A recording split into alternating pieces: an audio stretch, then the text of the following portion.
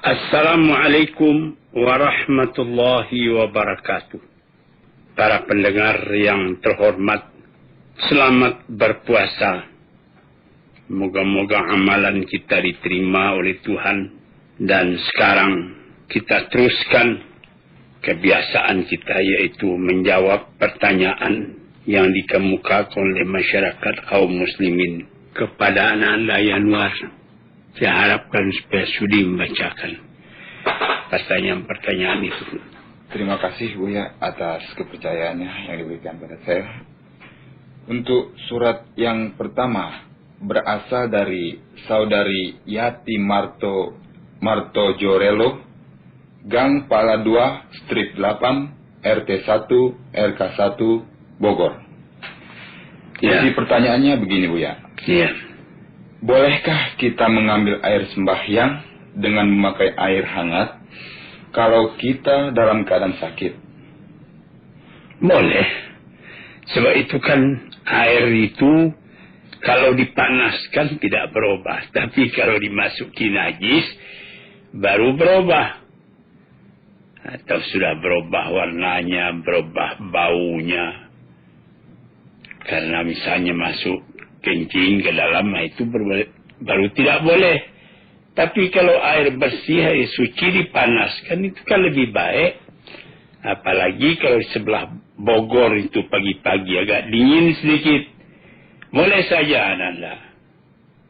Tidak ada halangan. Untuk pertanyaan kedua dari saudari Yati ini Bu ya. Ya. Begini isi pertanyaannya. Kedua orang tua kami telah lama meninggal dunia. Dan kami berniat untuk melakukan ibadah haji tahun ini bila Tuhan mengizinkannya. InsyaAllah mudah-mudahan diizinkan Tuhan. Bolehkah kami menghajikan orang tua kami yang telah meninggal itu Bu ya, dengan mengupakan orang lain di sana selama kami menunaikan ibadah haji itu? Mohon jawaban dari Bu ya. Bukan saya boleh, itu dianjurkan. Kalau yang sebaiknya kita sendiri yang menghajikan orang tua kita itu. Tapi kalau kita sudah haji. Kalau anak-anak belum haji, ya lebih baik cari orang yang dipercaya di sana.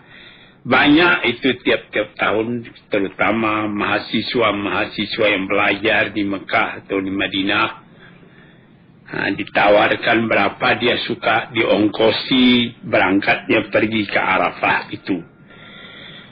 Itu sudah banyak dibicarakan dan memang ada hadis-hadis yang menguatkan hal itu. Boleh kita menghajikan orang yang telah meninggal itu atau mengupahkan orang lain menghajikannya. Apalagi pertanyaannya. Untuk pertanyaan kedua berasal dari saudara Masnun H Malik, maksud kami, Jalan Kelurahan RT 3 RK 2 Cinangka Sawangan Bogor. Bogor juga ya. Isi pertanyaannya begini Bu ya. Yang pertama, salahkah seorang suami menceraikan istri dalam keadaan hamil 8 bulan? Dan apakah berdosa jika seorang suami itu menceraikan istrinya tanpa salah sedikit pun? Itu pertanyaannya. Perkara mentalak itu diambil kepada hukum ialah hak si laki-laki. Bagaimana pepatah, tiap talak bagi si laki-laki, idah bagi si perempuan. Adapun orang tidak bersalah ditalaknya, itu dia salah, tapi talaknya jatuh juga. Sebab itu kekuasaan mutlak bagi si laki-laki tadi. Cuma oleh karena sekarang ini sudah ada peraturan di negara kita, apatah lagi ada badan P4 kaum ibu. Kalau misalnya seorang istri merasa ditalak tidak bersalah, terutama sudah 8 bulan mengandung, itu lebih baik diminta diselesaikan, kruh dijernihkan, kusut diselesaikan. Mudah-mudahan jangan jadi talak.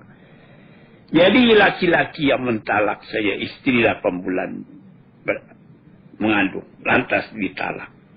Itu laki-laki begitu yang sudah tidak tahu aturan itu. Sekarang kan sudah ada aturan dalam negara kita.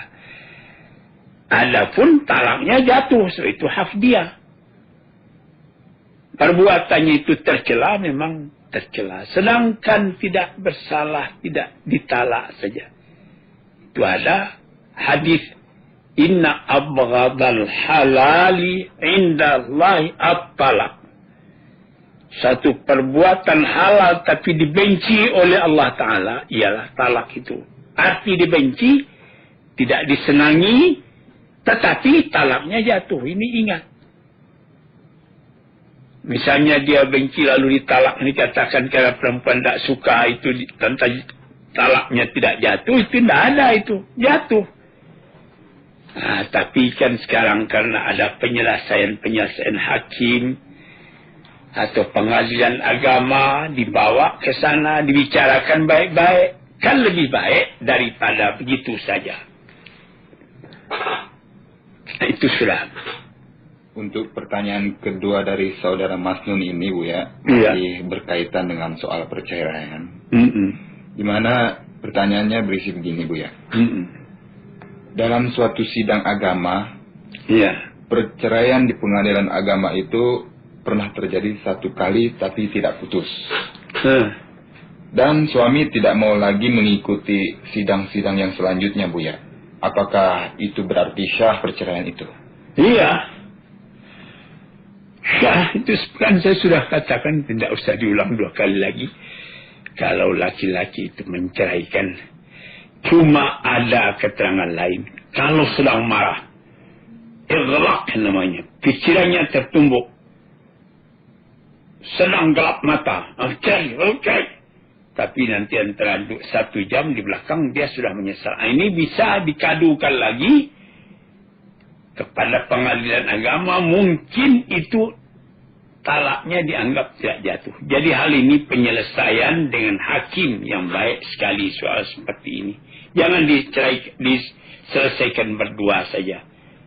Negara kita sudah tambah teratur dengan adanya undang-undang yang demikian itu. Baik, untuk pertanyaan ketiga dari saudari Masnun ini, Bu ya. Iya. Bagaimanakah menurut hukum agama Islam bila bayi yang dikandungan telah lahir dan kini berumur 8 bulan, sedangkan bekas suami tidak pernah sama sekali melihat bayi itu, bahkan juga tidak pernah kirim uang belanja? Mohon jawaban dari Buya. Itu kan sudah ada. Ada taklik ketika kawin. Kalau 6 bulan laki-laki meninggalkan istrinya, tidak memberi nafkah atau zahir atau batin, tidak ada kabar berita, itu perempuan sudah boleh datang kepada pengadilan agama mengadukan halnya, dan itu tersebut dalam taklik dengan membayar 50 rupiah katanya. Tapi sekarang 50 rupiah itu cuma sebutan saja, mungkin bisa berdamai juga barangkali entah berapa ribu membayar. Nah, itu dapat diselesaikan. Bisa bercerai. Ada yang 6 bulan, tidak ada berita. Ada yang lebih lama lagi 2 tahun, ada yang 6 bulan, ada yang 3 bulan. Nah, itu lihat kepada bunyi taklik. Itu mesti dipegang taklik tadi. Begitu, Bu ya? Iya. Jadi untuk pertanyaan kedua telah selesai, Bu ya? Iya. Sekarang pertanyaan ketiga berasal dari saudara Mah Maskun, karyawan PT Arjuna, Kampung Si Baru, Kalimantan Tengah. Kalimantan Tengah. Cukup jauh juga. Iya, Kalimantan Tengah itu Palangkaraya itu pusatnya ya. Iya, betul. Isi pertanyaannya ada 4 buah, Bu ya. Yang pertama berisi begini. Buya, Ananda adalah seorang perantauan, bertempat tinggal di sebuah komplek. Di tempat tinggal saya itu, penghuninya tidak berapa banyak. Dan kami juga mengadakan sembahyang Jumat, tapi orangnya tidak mencukupi 40 orang. Paling-paling 10 atau 15 orang. Apakah syah sembahyang Jumat kami itu, Buya? hal ini terjadi khilafiyah.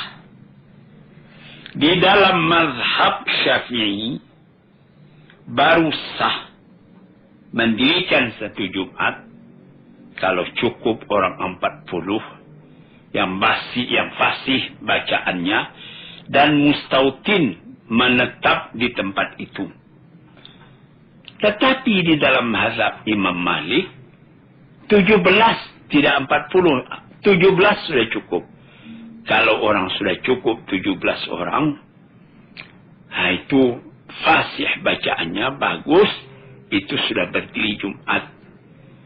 Di dalam kitab Nailul Awtar dikatakannya dengan jelas lagi, asal sudah banyak, itu sudah boleh mendirikan Jumat. Sudah banyak, 6 sudah banyak juga, 7 sudah banyak juga, lebih dari 3 sudah banyak juga. Jadi timbang sajalah sendiri baik-baik. Jangan kita terlalu terikat. Memang banyak. Kalau sekiranya baru 3 orang, tidak usah mendirikan Jumat. Meskipun ada juga mazhab mengatakan sah. Malah yang mengatakan 1 orang berjumat juga boleh katanya. Tapi saya sudah berulang-ulang mengatakan pendapat saya bahwa Jumat itu bagi saya ramai. Nah, jadi bagi saudara di tempat tinggal di Kalimantan Tengah itu, kalau sudah lebih daripada 10 orang, ada harapan lagi akan bertambah, teruskanlah Jumat itu, jangan dikatakan tidak sah. Karena kalau sekiranya di tempat itu jauh lagi, lebih-lebih kalau seperti di Kalimantan Tengah, selama-lamanya tidak akan ada Jumat nanti. Kalau sekiranya orang 20 sudah hendak juga didirikan. Nah, jadi agama kita ini mudah. Kalau ada mazhab Syafi'i mengatakan 40 tidak bisa, ambil ke mazhab Malik yang 17. Bukan kita namanya oportunis mazhab, tetapi pertimbangan tentang ramainya makhluk. Apatah lagi di Kalimantan Tengah itu memang negerinya masih berjauh-jauhan itu. Sekian saja jawabannya. Untuk pertanyaan kedua dari saudara Mahmaskun ini, Buya, berisi begini. Apakah saya ini termasuk musafir atau bukan, Buya? Sebab saya merantau di negeri orang. Demikian, Buya. Ya, merantau itu saya juga merantau di Jakarta. Saya datang kemari tahun 49 dulu, jadi sudah 31 tahun sekarang.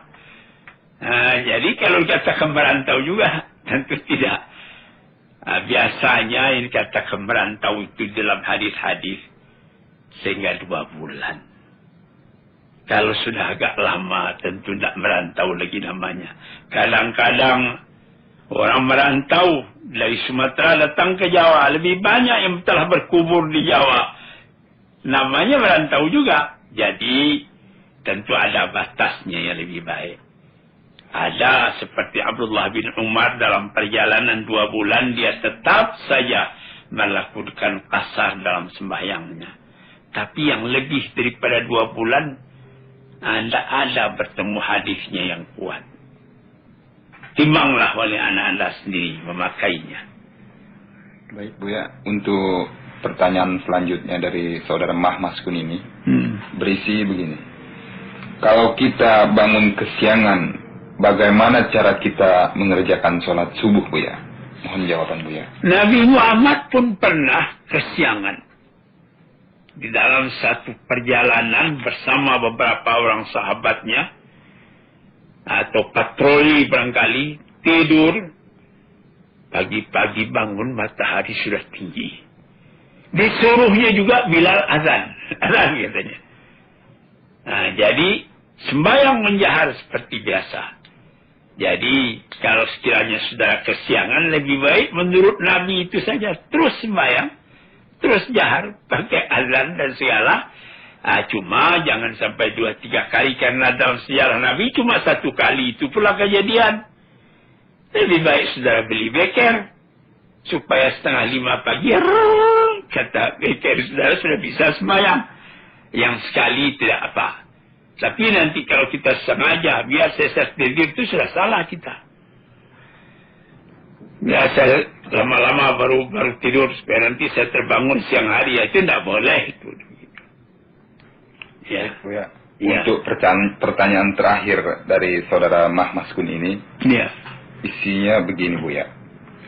Bagaimana kalau kita dalam suatu perjalanan naik kapal terbang, sedangkan sholat maghrib dan isya kita tidak dapat mengerjakannya karena penuhnya penumpang, Buya. Sedangkan sampai di tempat tujuan sekitar pukul 5 pagi. Dapatkah sebelum melakukan sholat subuh itu kita kerjakan sembahyang maghrib dan isya kita itu, Buya? Baru kita sembahyang subuh. Mohon jawaban dari Buya. Di dalam kapal terbang mudah saja mengerjakan sembahyang itu. Saya sendiri sudah beribu kali naik kapal terbang yang jauh-jauh itu. Datang maghrib, saya sembahyang. Datang isya, saya sembahyang. Sebab Nabi Muhammad mengatakan, "Idza amartukum bi syai'in fa'tu minhu mastata'tum." Saya ulang sekali lagi. "Idza amartukum bi syai'in fa'tu minhu mastata'tum." Apabila datang perintahku sesuatu perintah, kerjakanlah menurut kondisi dan situasi yang ada pada waktu itu. Waktu maghrib datang, saya di kapal terbang bisa beruduk. Saya beruduk. Lantas saya duduk kembali ke tempat duduk saya. Saya baca Allahu Akbar. Saya ketika rukuk menunduk sedikit. Ketika sujud lebih dalam nunduknya.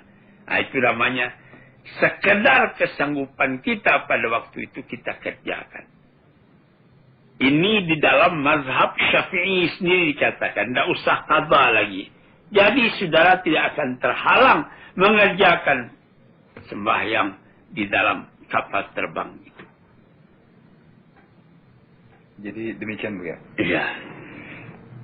Untuk pertanyaan selanjutnya berasal dari saudara Teguh Winarto dengan alamat Jalan Patimura 12, strip 159 Malang. Di Malang, ya? Di Malang, Jawa Timur. Isi pertanyaannya ada 2 buah, Bu, ya.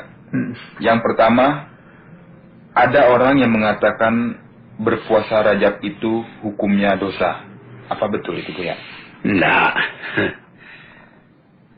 puasa bulan Rajab itu untuk melatih diri puasa Ramadan nanti. Puasa Sya'ban juga begitu. Kalau ada yang mengatakan dosa, saudara minta keterangan kepada mengatakan itu apa hadisnya. Jadi kalau berdosa haram itu haram puasa bulan Rajab. Coba minta mana keterangan hadisnya. Kalau tidak ada, tentu tidak bisa membuat fatwa saja sesuka hati. Ajra'ukum 'alal fatwa, ajra'ukum 'alan nas. Keberanian kamu membuat fatwa, mengharamkan barang yang halal, itu berani masuk neraka namanya yang begitu itu. Jadi demikian, Bu, ya. Untuk pertanyaan yang terakhir dari saudara Teguh Winarto ini, Bu, ya, berisi begini. Kalau kita sembahyang membaca usoli, katanya masuk neraka. Mohon jawaban dari Bu, ya. Itu seperti tadi itu juga. Murah betul Tuhan Allah masukkan orang ke dalam neraka. Cuma yang benarnya, usali itu tidak dikerjakan oleh Nabi. Sebab kita beribadat menurut contoh Nabi, tentu jangan kita pakai usali pula. Tapi ada ulama mengajarkan usali itu katanya menolong niat kita. Jadi kalau kita berniat mau sembahyang zuhur 4 rakaat, kita katakan usali. Saya sekarang mau sembahyang fardal zuhri, fardu zuhur, 4 rakaatin, 4 rakaat adaan tunai. Makmuman, jadi makmum atau imaman. Jadi imam lillahi ta'ala dengan atas nama Allah. Itu bahasa Arab. Kalau misalnya begitu, apa kita nanti, apa tidak boleh bahasa Indonesia? Akan susah lagi nanti itu. Nanti kalau ada pekerjaan kita yang lain, kita mau keluar. Mau kemana? Saya sekarang ini akan keluar dari rumah, mau pergi ke pasar, membeli barang. Apa kita bicarakan lagi begitu? Tentu tidak. Jadi, janganlah masuk-masuk bilang-bilang ke masuk neraka saja. Tidak apa. Banyak orang yang tidak memakai usali itu. Jadi kalau kita tidak memakai usali juga tidak apa. Asal kita sadar betul sembahyang apa yang kita sembahyang. Zuhurkah, asarkah. Nah, tentu kalau ditanyai orang waktu itu kita bisa menjawab. Ini saya mau sembahyang asar. Jadi memang yang paling kerasnya cuma tidak usah pakai usali itu. Tapi tidak ada masuk neraka. Lekas betul orang masuk neraka nanti kalau begitu keadaannya. Ya. Jadi begitu Bu ya. Untuk pertanyaan terakhir untuk pagi hari ini Bu ya. Iya. Berasal dari Saudara Agus Rashid Karman. Siswa SMEA Karawang. Isi pertanyaannya begini Bu ya.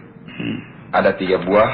Yang pertama, mohon jawaban tentang adanya Imam Mahdi Bu ya. Ya, ada itu keterangan-keterangan tentang Imam Mahdi. Katanya akan datang di akhir zaman membawa petunjuk. Jadi sudah sebagai kepercayaan. Nah, kalau di Jawa itu namanya Ratu Adil. Kalau di Makassar namanya Karayeng Data. Dia akan membawa keadilan ke muka dunia ini. Memang ada kepercayaan demikian. Tetapi bagi kita, orang penganut paham Ahlus Sunnah wal Jamaah, ini tidak menjadi prinsip kepercayaan. Segala sesuatu akan datang juga orang yang akan memperbaharui paham agama.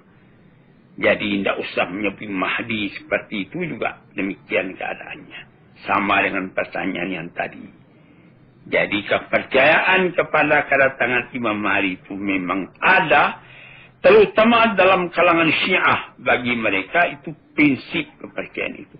Bagi kita ahli sunnah tidak tersebut dalam kepercayaan yang 5. Yang 6.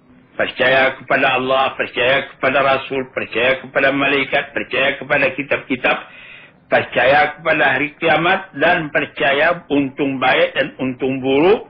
Itu sudah tertulis pada sisi Allah Ta'ala. Anda ada nomor 7, percaya akan Imam Mahdi akan datang. Anda ada kepercayaan kita yang begitu. Untuk pertanyaan kedua dari Saudara Agus Rashid Karman ini Bu ya. Berisi begini. Kapan dilakukannya sembahyang jamak takdim dan jamak takhir? Dan bagaimanakah niatnya?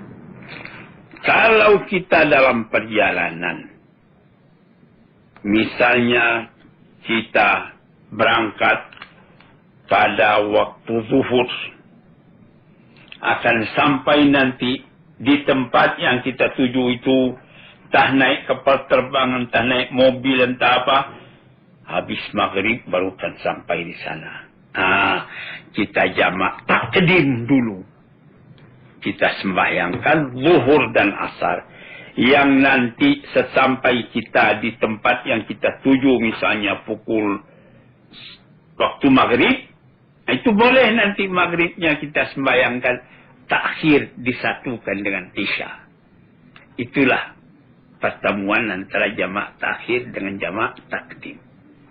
Kalau waktu asar disembahyangkan lebih dulu pada waktu zuhur, itu namanya takdim. Sebaliknya kalau waktu zuhur itu disembayangkan di waktu asar atau maghrib disembayangkan di waktu isya, itu namanya jamak takhir. Mengenai niatnya Bu? Ya, niatnya begitu. Saya sengaja tidak usah pakai usalinya lagi, dengan niatan saja sudah boleh. Saya sekarang misalnya kita dalam kapal terbang, hari sudah waktu maghrib. nanti akan sampai di tempat yang kita tuju baru pukul 9. Nanti saja saya sembahyang maghrib, saya sampai saya di tempat itu. Itu namanya sama takhir. Baik, untuk pertanyaan terakhir dari saudara Agus Rashid Karmani ini, Bu ya. Berisi begini. Kalau kita sembahyang mengambil air wudhu dulu dengan niatnya, bagaimana kalau kita hendak membaca Al-Quran, mengambil wudhu dulu, apakah niatnya sama dengan kita mengambil air sembahyang itu, Bu ya? Ya, sama saja. Itu kalau sudah mengambil air wudhu, mengambil air sembahyang kan sama artinya itu. Jadi kalau kita sudah berwudhu itu lebih baik sekali. Meskipun waktunya belum datang, kita baca Quran. Itu lebih afdal membaca Quran dengan berwudhu. Malah ada ulama yang mengatakan wajib dengan dasar la yamassuhu illal mutahharun. Tapi saya berpendapat dengan wudhu yang telah dipakai tadi, yang kita telah kerjakan, boleh kita membaca Quran lebih afdal, lebih utama.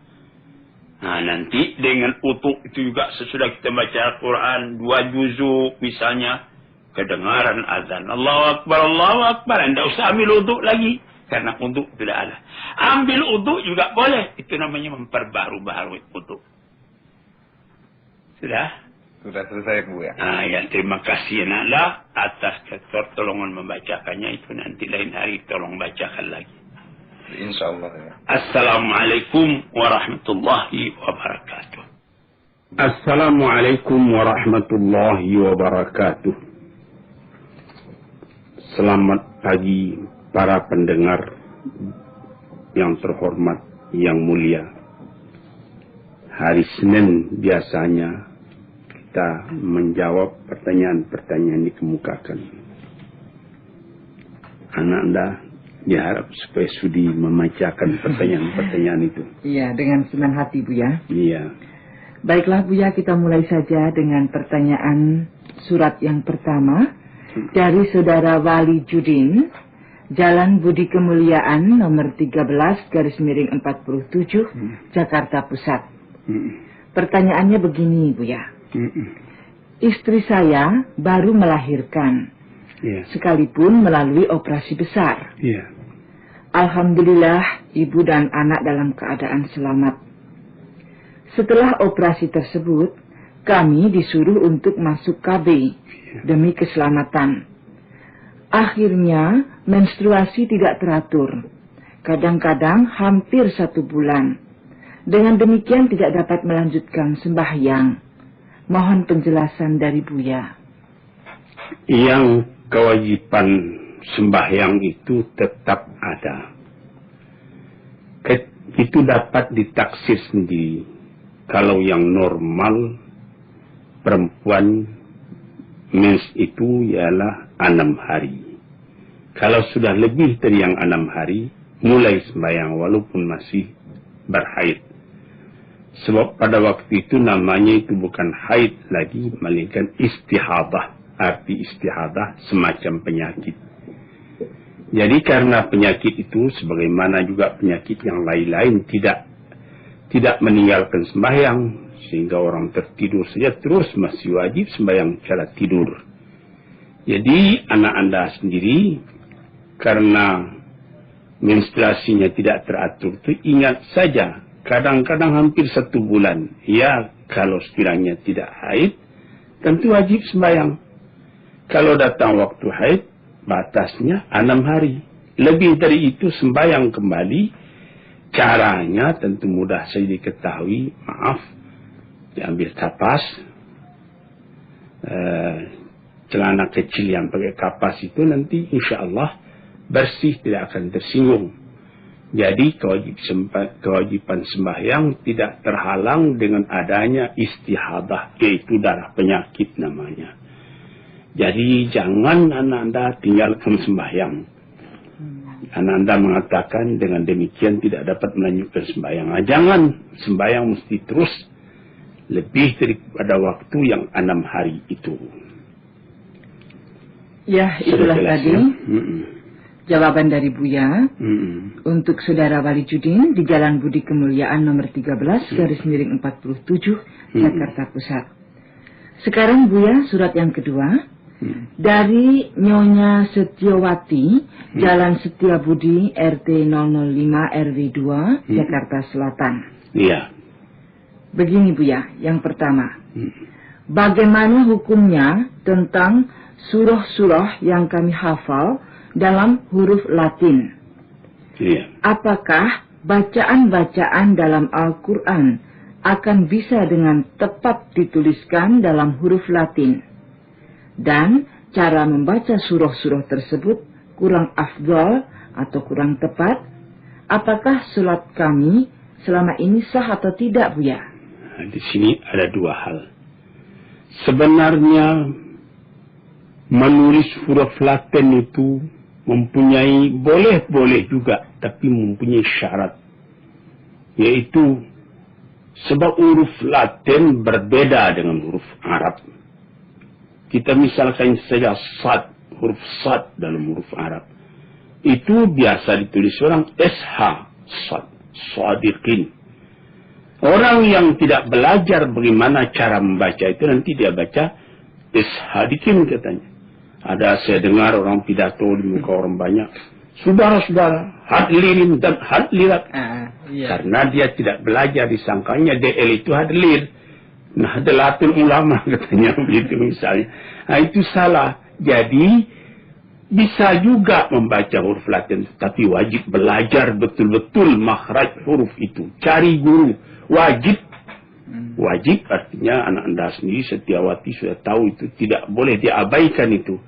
Jadi misalnya di Jalan Setiabudi itu tentu ada guru-guru anak-anak yang fasih. Belajarlah. Ihdinas siratal mustaqim. Itu dalam huruf Latin tidak tepat. Ihdinas siratal. Tidak kena. Sirat hal katanya. Sirat hal. Jadi nanti yang tertulis saja dengan huruf Latin itu bisa berdosa kita nanti kalau tidak belajar itu. Karena salah saja huruf sedikit, sudah salah makna. Misalnya dalam bahasa Indonesia, tertulis cerek. Cerek itu kan dapat air. Nah, jadi kalau dalam bahasa Padang nanti C-nya itu, itu ditulis dengan I. Lain dia. Lain dia. Jadi salah, betul atau tidak? Begitu ya. Jadi kesimpulannya, hendaklah Anda mencari lagi guru. Untung-untung dengan berguru tadi dapat membaca yang asli huruf Arabnya. Nah, jadi kita hidup ini di dunia tidak boleh berhenti-henti berguru. Saya sendiri yang 70 tahun umur sekarang masih berguru saja, tidak berhenti-henti. Iya, Bu ya. Iya. Masih pertanyaannya Setiawati, Bu ya. Iya. Yang kedua, apakah setiap kami mengerjakan sholat harus hafal arti atau makna dari surah-surah yang kami baca, Buya? Dan bagaimana seandainya kami tidak tahu artinya? Mohon penjelasan. Tujuan kita tentu hendaknya kita mengerti apa yang kita baca itu. Kita masih hidup toh. Tidak boleh berhenti belajar. Apatah lagi sekarang Quran yang telah diterjemah ke bahasa Indonesia sudah ada. Al-Fatihah dan lain-lain itu ada sekarang dibaca orang, disiar orang di mana-mana. Jadi kalau sekiranya belum tahu ya apa boleh buat. Kita baca juga meskipun tidak tahu artinya. Tapi tidak boleh dicukupkan begitu saja. Habis sembahyang nanti cari Quran, baca lagi sampai mengerti. Selama hidup kita tidak bercerai dari mempelajari itu. Iya. Sekarang pertanyaan yang ketiga dari Nyonya Setiawati. Setelah membaca Al-Fatihah dalam rakaat pertama sampai dengan keempat, bolehkah membaca hanya satu surah saja berturut-turut tanpa ganti-ganti? Mohon penjelasan dari Buya. Sama juga dengan jawaban Buya yang tadi. Kalau sekiranya baru dapatnya cuma satu surat saja, ya itulah dibaca, tapi jangan dicukupkan begitu saja. Misalnya hari ini qul huwallahu ahad. Besok belajar lagi inna a'tainakal kautsar fasalli lirabbika wanhar. Itu cuma 3 ayat pendek kan. sudah dapat belajar lagi. Nanti bawa sembahyang. Insya Allah dalam misalnya 6 bulan anak anda sudah bisa membaca agak 10-20 ayat nanti. Nanti ditambah lama-lama anak anda setiawati pandai mengaji Quran nanti. Jadi jangan dicukupkan begitu saja. Belajar terus.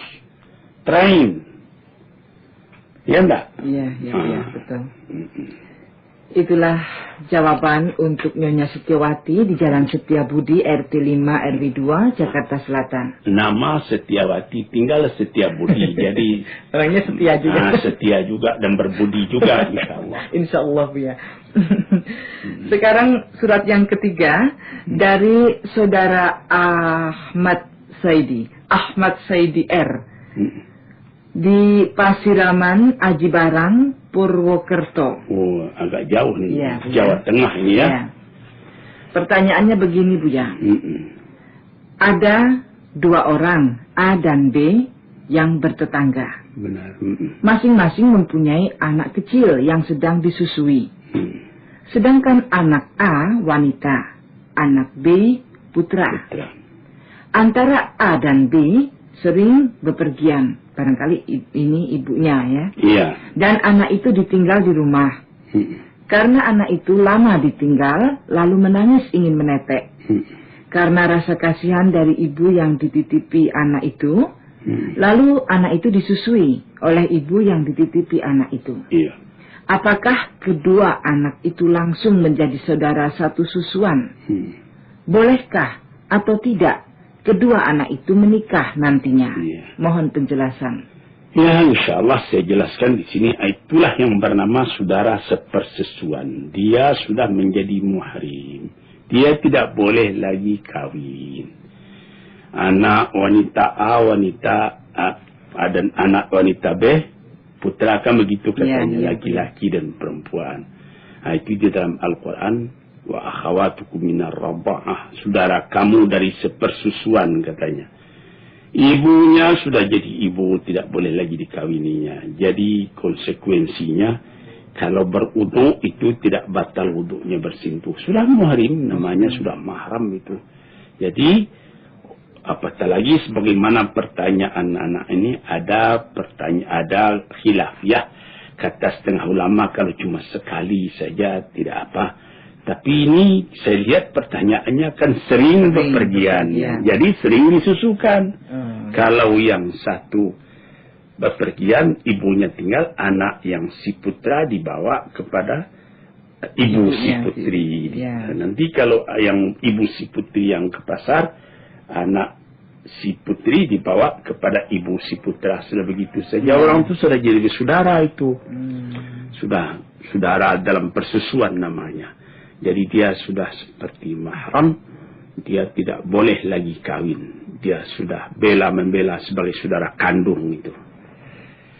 Cuma obahnya tentang warasah, artinya pembagian pusaka tidak. Cuma itu saja yang dia tidak boleh kawin lagi. Oh iya. Semoga saja saudara Ahmad Saidi R di Pasiraman Aji Barang Purwokerto puas dengan jawaban Buya tadi. Sekarang Buya, surat yang keempat dari saudara Iskandar Dahlan, Jalan Bang 5 nomor 9, Pela Mampang, Jakarta Selatan. Pertanyaannya begini. Yang dinamakan makhluk halus itu malaikat, setan. Selain dari itu adalah orang halus yang menamakan dirinya orang suci yang tak dapat dilihat. Tapi dapat mengobati orang sakit dengan perantara jasad orang lain. Seperti kemasukan roh Buya. Cara mengobati ini mempergunakan firman dan hadis. Apakah benar ada makhluk-makhluk halus ini? Mohon penjelasan dari Buya. Pertanyaan anak anda Iskandar Dahlan ini tentang malaikat memang ada kesaksian dalam Al-Quran. Setan memang ada kesaksian dalam Al-Quran. Tetapi ada orang halus yang menamakan dirinya orang suci yang tak dapat dilihat. Itu tidak ada dalam Quran. Ada disebutkan tentang roh. Seperti kemasukan roh. Dalam Al-Quran dikatakan yas'alunaka 'anil ruh. Qulir ruhu min amri rabbi wa ma utitu minal ilmi illa qalila. Orang bertanya kepada engkau wahai Nabi Muhammad, apa roh itu? Disuruh Nabi Muhammad menjawab, saya tidak tahu urusan roh. Saya tidak tahu. Qulir ruh min amri, katakan jawaban olehmu hai Muhammad, roh itu urusan Tuhan. Saya tidak tahu, ilmu saya sedikit. Sedangkan Nabi mengatakan ilmunya tentang roh itu cuma sedikit. Itu tergantung kepada Tuhan.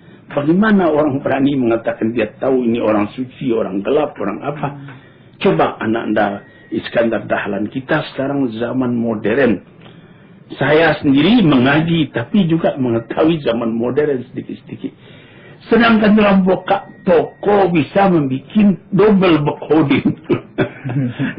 Ya, yang untuk penjual lain, untuk pembeli lain, untuk yang diketahui pemerintah lain, untuk yang sebenarnya lain.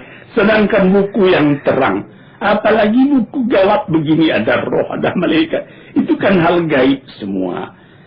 Jadi cara membuat yang mengobati ini dengan pergunakan firman hadis dan lain-lain sebagainya, itu termasuk sugesti saja. Banyak dukun-dukun mengatakan dia ini orang dapat dipanggil orang ini sakit, ya kena bahasa Jawanya nuju wong apa dituju orang katanya. Juga padahal juga ada perkataan nanti diadakan ramalannya orang itu di sebelah timur tingginya begini, begitu baca ayat lagi, baca Quran lagi. Itu apa betul yang begitu? Itu kebanyakan sugesti saja.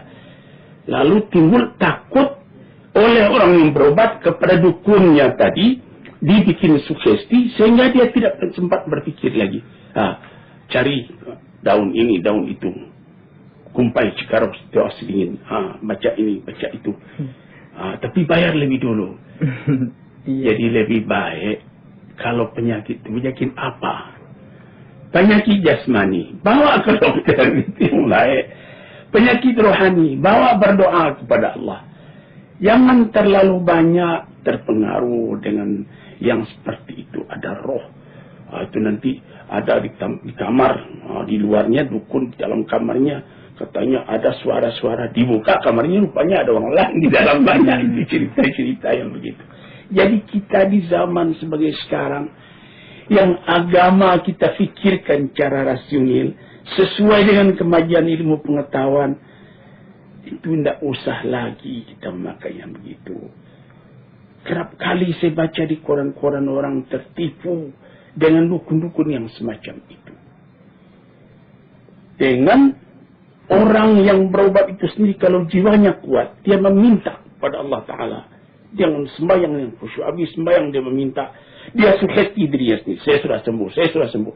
Sahabat pagi dia bilang saya sudah sembuh, lama-lama dia jadi sembuh. Ini penting. Ini bertali juga ini dengan tauhid, kepercayaan yang kuat kepada Allah Subhanahu Wa Taala. Jangan terlalu mengharapkan seperti tadi itu. Jadi kalau kita berharap sendiri kepada Allah, iya. Gitu ya. Tidak usah melalui perantaraan orang yang kemasukan roh itu tadi. Iya, yang katanya kemasukan roh, ya. Sekarang yang kedua dari saudara Iskandar Dahlan, pertanyaannya adalah, bolehkah kita memakai benda satu cincin? Memakai cincin apa? Seperti misalnya batu cincin yang dibungkus dengan kain putih, di dalamnya diisi dengan mantra dan ayat suci Al-Quran, dan menyebut-nyebut nama Tuhan. Gunanya untuk dipakai diikat di pinggang sebagai jimat supaya kita disegani orang dan untuk menjaga diri, Buya. Mohon penjelasan. Saya juga setuju kita menjaga diri supaya, tapi jimatnya bukan itu. Sembahyang saya taat 5 waktu. Habis sembahyang berdoa kepada Tuhan. Ya Tuhanku, boleh bahasa Indonesia. Peliharakan aku daripada segala bahaya. Di kiriku, di kananku, di atas, di bawah, di hadapan, di belakang. Apabila kita betul-betul sudah ikhlas menyembah kepada Tuhan, Ini menurut keterangan Nabi sendiri. Datang nur. Diberikan Allah Ta'ala cahaya kepada kita. Sehingga orang pun bisa segan kepada kita. Coba anak anda fikir ya, anak anda Iskandar Dahlan. Seorang yang berani mengatakan, jangan engkau mencuri. Dia akan berani mengatakan kalau dia sendiri tidak pernah mencuri. Jangan engkau berzina. Dia sendiri akan berani mengatakan begitu apabila dia memang tidak melakukan. Tetapi kalau dia sudah melakukan, walaupun jimatnya itu sebesar tinju ditaruhnya di dadanya, orang tidak akan segan. Sebab nurnya, cahayanya itu dicabut oleh Allah dari dirinya. Nah, ini yang perlu kita ingat. Jadi memakai batu cincin, benda satu cincin, ya boleh pakai cincin untuk perhiasan, tapi jangan ada katanya cincin yang dimasukkan ke dalam air di gelas itu. Jadi biar air itu semua. Itu kesulap saya. Nanti ada cincin virus, ada cincin zabarjat, ada cincin Kupas. Oh iya, kupas. Lain-lain lagi. Ini khasiatnya begini. Apa betul? Sedangkan manusia yang memakainya mempunyai kekuatan, cincin dan punya kekuatan apa-apa. Saya pernah bertemu dengan satu raja dari Sumatera di Malaysia. Bagaimana nampak tuan mobil saya ini bagus atau tidak? Apa jawab? Itu mobil jadi bagus karena tuanku yang punya. Soal senang mati raja. Jadi kalau yang lain makai tidak bagus lagi.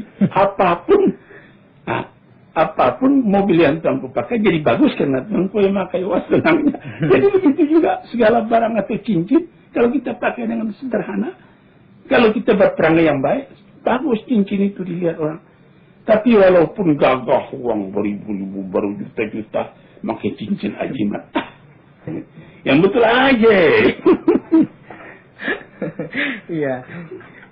Sekarang pertanyaan yang ketiga dari saudara Iskandar Dahlan ini, bagaimanakah kalau kita menyabut uban di kepala?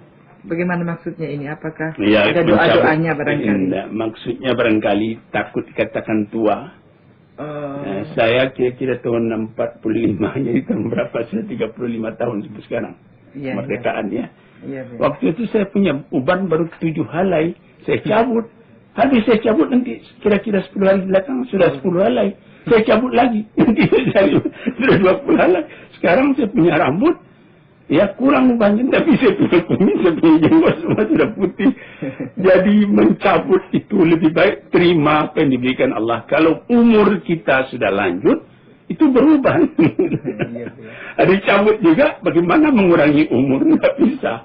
Kalau kita mati muda, itu uban tidak ada. Kalau kita tambah tua, ini kebanyakan manusia ini, ya Allah panjang umur saya, tapi tidak mau beruban. Itu yang betul aja, tidak bisa itu. Nah, jadi begitulah.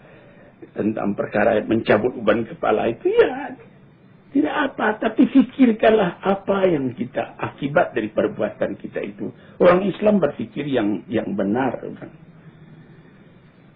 Nah, itu sudah ya. Masih ada waktu nggak Bu ya? Boleh. Masih ada surat dari saudara Ali Umar Sidik iya, di Jalan Tambak 6A Jakarta. Boleh. Buya, Iya. kami mohon bertanya tentang masalah soal mungkar dan nakir dalam kubur. Teruskan saya. Semua orang yang meninggal di kubur pasti ditanya malaikat mungkar nakir. Siapa Tuhanmu? Siapa nabimu? Apa imanmu? Siapa saudaramu? Dan mana kiblatmu serta yang lain-lain. Pertanyaannya begini, jikalau para nabi, apa juga ditanya siapa nabimu? Mohon penjelasan Buya. Iya.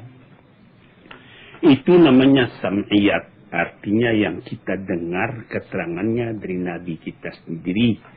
Bahwa seorang apabila dia telah mati, ketika orang akan mulai melangkah pulang, itu dia mau ditanya oleh malaikat. Benar apa yang ditanya. Tentu hadis yang sahih. Memang nama malaikat itu Mungkar dan Nakir. Ditanyai, man rabbuka, siapa Tuhanmu?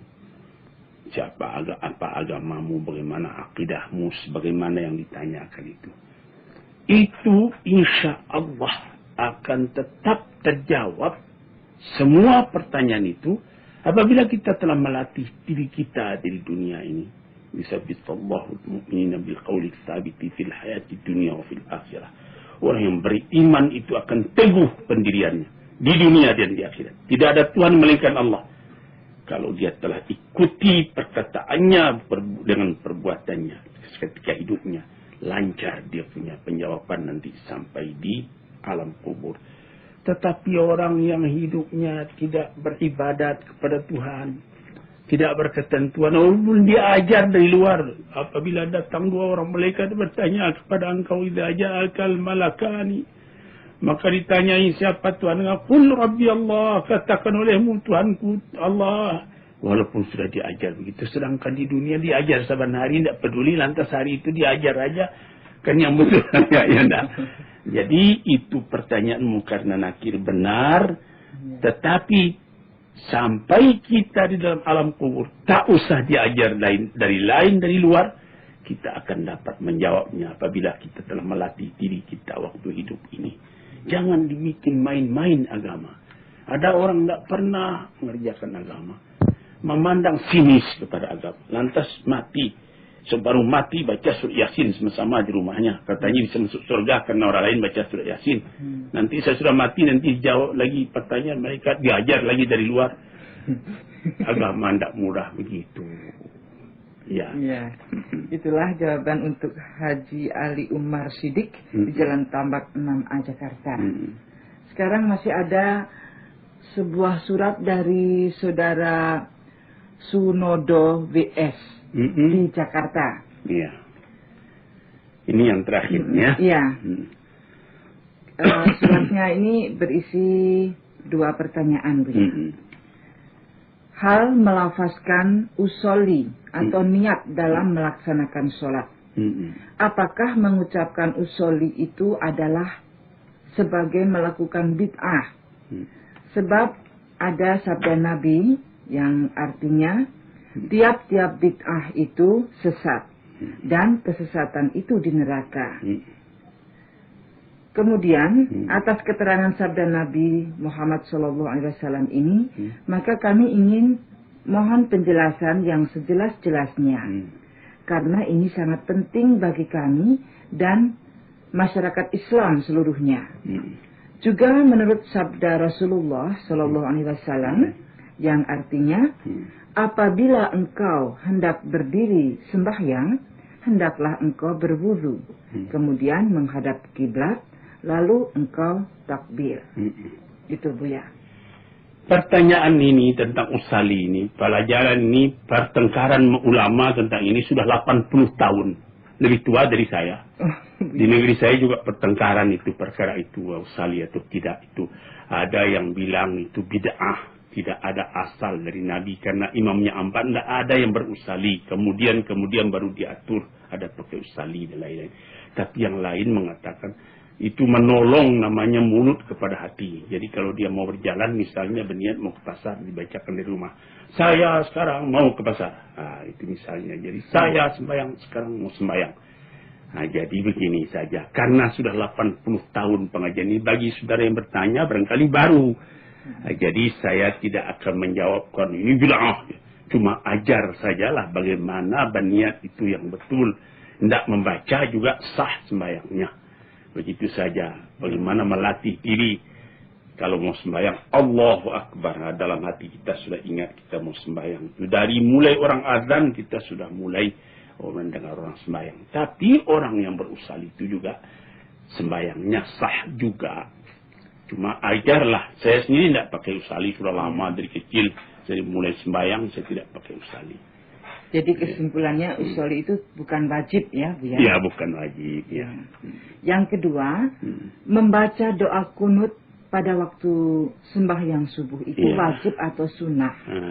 Dan apakah hanya dalam sembahyang subuh saja membaca doa kunut tersebut? Nah, ini juga masalah khilafiyah yang sudah lama menjadi pertengkaran ulama-ulama. Nabi Muhammad yaqnutu taratan wa yatruku taratan. Kadang-kadang Nabi Muhammad berkunut, kadang-kadang Nabi Muhammad tidak berkunut. Ditinggalkannya, kadang-kadang dipakainya, kadang-kadang. Tetapi ulama-ulama memandang, sebab bagaimanapun mengaji itu ya pakai ulama juga, langsung juga tak bisa ya. Apabila di saat-saat yang penting, kunut itu bagus dipakai tiap-tiap waktu.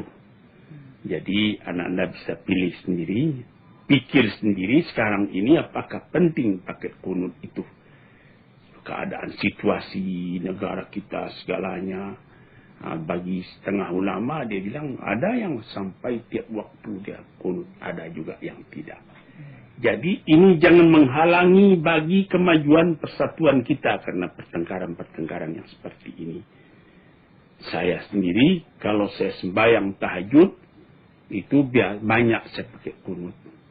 Dan kalau datang saya ke satu negeri, sana orang masih banyak kunut, saya dijadikan jadi imam, saya tanya lebih dulu, tuan-tuan di sini umumnya pakai apa?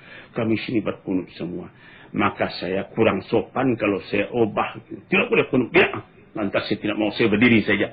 Nanti saya pergi di situ orang berkelahi. Jadi saya karena pengajian yang kecil membuat orang rusak, saya tidak mau yang begitu. Itulah cara saya. Yang umumnya saya banyaknya tidak berkunut. Gitu. Ya, tambahan tentang kunut ini Bu ya, saya juga ingin menanyakan apakah kunut itu harus tangannya dihadapkan, ada yang tangannya dihadapkan ke depan begitu loh Bu ya, seperti menolak. Iya, itu bawa gitu. Indah. Dia angkat saja berdoa. Ada juga yang turun saja tangannya ke bawah. Gitu Bu ya. Iya. Ya, saya rasa cukup Bu ya. Terima kasih ya, atas kesudian anak-anda dan lidahnya fasih. Assalamualaikum warahmatullahi wabarakatuh.